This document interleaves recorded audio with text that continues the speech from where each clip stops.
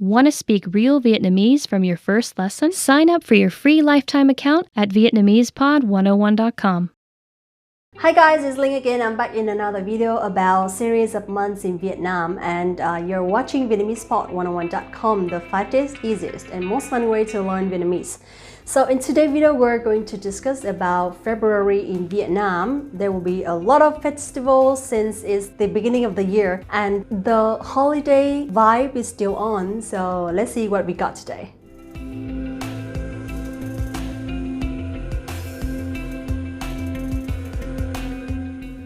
So usually in Vietnam, khí hậu thường mưa nhiều ở miền Bắc và nắng nóng ở miền Nam vào tháng 2. Khí hậu thường mưa nhiều ở miền Bắc và nắng nóng ở miền Nam vào tháng 2. Khí hậu thường mưa nhiều ở miền Bắc và nắng nóng ở miền Nam vào tháng 2. So I personally don't think that February is one of the best time that has good climate in Vietnam, because right after that holiday, usually it's very humid in the north. Very, very, very humid. When you want to clean the floor is gonna be always wet unless you have some kind of heater in your room. So in Vietnam we say nồm, nồm, nồm, trời nồm. That means the humidity is very high and it makes the floor always wet. Trời nồm. But on the other hand, in the south of Vietnam, it's very, very hot. Very, very hot. Thời tiết rất nóng. Hot weather or hot climate. That is the common climate in Vietnam in February. Now let's talk a little bit about holidays in February.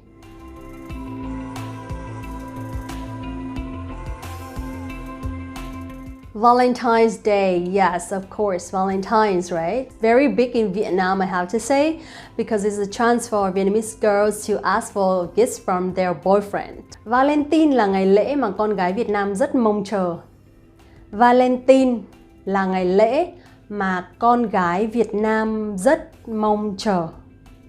Valentine là ngày lễ mà con gái Việt Nam rất mong chờ. So in Vietnamese we say Valentine, it's not Valentine's Day. Valentine.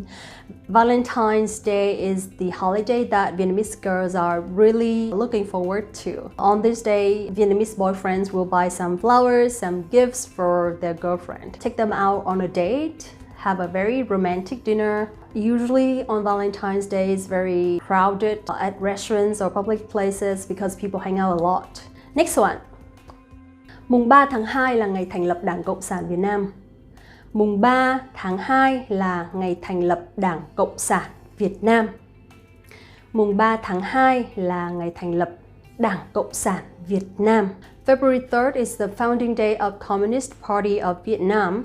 And you know, in Vietnam, we only have one party, right? Which is the Communist Party, and they are very powerful. A huge majority of Vietnamese people really believe and count on the Communist Party because we feel safe. And also because we only have one party, right? So it's not going to be a lot of fluctuation in the politics or the economy of Vietnam. So I think that's one of the differences of Vietnamese people compared to other countries. In sentence, Đảng Cộng sản Việt Nam ra đời là bước ngoặt cho cách mạng Việt Nam. Đảng Cộng sản Việt Nam ra đời là bước ngoặt cho cách mạng Việt Nam. Đảng Cộng sản Việt Nam ra đời là bước ngoặt cho cách mạng Việt Nam. The birth of the Communist Party of Vietnam is like the turning point of the Vietnam Revolution. Next one, let's talk about Ngày Thầy thuốc Việt Nam. Ngày Thầy thuốc Việt Nam 27 tháng 2. Ngày Thầy thuốc Việt Nam 27 tháng 2. Ngày Thầy thuốc Việt Nam 27 tháng 2 là ngày để tôn vinh những người làm trong ngành y. Ngày Thầy thuốc Việt Nam 27 tháng 2 là ngày để tôn vinh những người làm trong ngành y. Ngày Thầy thuốc Việt Nam 27 tháng 2 là ngày để tôn vinh những người làm trong ngành y. February 27th is a day to honor all the people who are working in the health sector of Vietnam. Ngày 27 tháng 2, ngày Thầy thuốc Việt Nam. There's nothing else to talk about that because usually on this day, people who are working as doctors, nurses, and in the health sectors are honored by all Vietnamese people, especially during the pandemic, because they are significant people to our country and everywhere in the world. So Ngày Thầy thuốc Việt Nam. Next one of the very special things about Hanoi in February, which is hoa ban. Hoa ban. You know that hoa ban only blooms in the north of Vietnam in very cold weather, right? But nowadays, hoa ban are sent from the north of Vietnam to Hanoi. It brings a very nice ambience and environment for Hanoi people. We feel like we're in the north. Hoa ban được trồng nhiều ở một số tuyến phố như Hoàng Diệu, Điện Biên Phủ, đường Thanh Niên, Trần Phú. Hoa ban được trồng nhiều ở một số tuyến phố như Hoàng Diệu, Điện Biên Phủ, đường Thanh Niên, Trần Phú.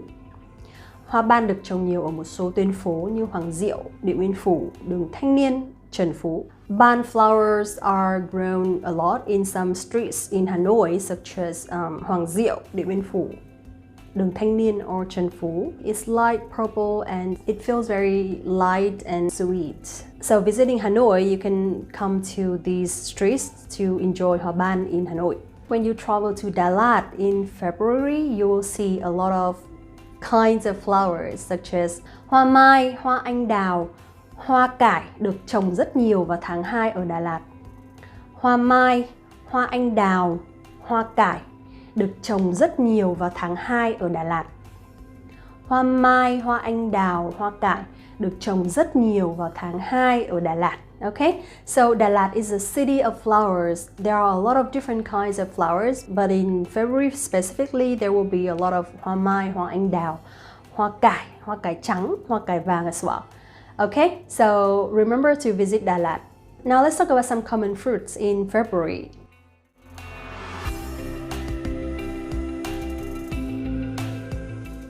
Vào tháng 2, bạn có thể ăn vô số các loại hoa quả ngon như na, đu đủ, quýt, hồng xiêm. Vào tháng 2, bạn có thể ăn vô số các loại hoa quả ngon như na, đu đủ, quýt, hồng xiêm. Vào tháng 2, bạn có thể ăn vô số các loại hoa quả ngon như na, đu đủ, quýt, hồng xiêm. So that means in February, you can eat like countless of delicious fruits such as na, đu đủ, quýt, hồng xiêm. One more thing I'd like to introduce about February, which are some traditional festivals of Vietnamese people.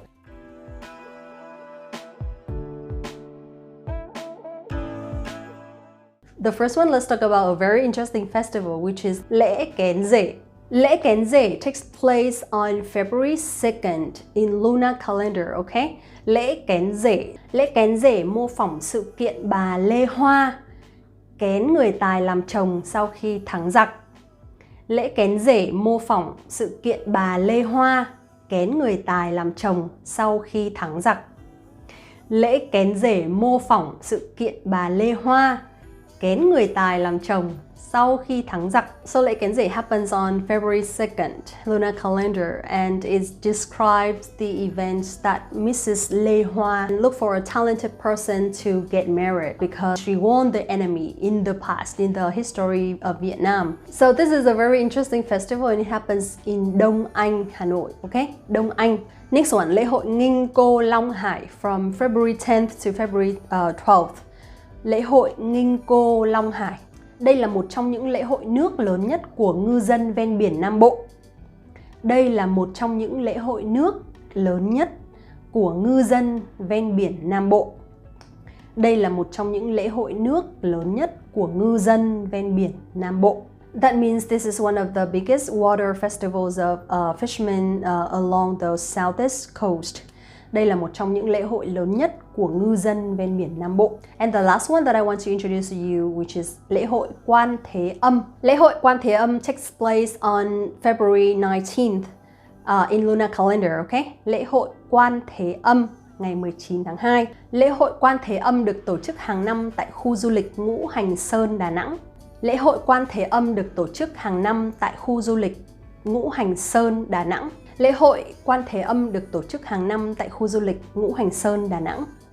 Lễ hội Quan Thế Âm được tổ chức hàng năm tại khu du lịch Ngũ Hành Sơn, Đà Nẵng. Quan Thế Âm Festival is held every year in the Ngũ Hành Sơn tourist area of Da Nang City. So that's it for today. Pretty much everything for February. It's been a long video, right? So I hope you enjoyed it, and don't forget to like this video, subscribe to the channel, and visit the website VietnamesePod101.com to get access to your free lifetime account right now. Get your real lessons by real teachers. We also have tons of flashcards, videos, audio files, and everything that you can learn from Vietnamese language. So, I'll see you in the next video. Xin chào và hẹn gặp lại các bạn. Want to speed up your language learning?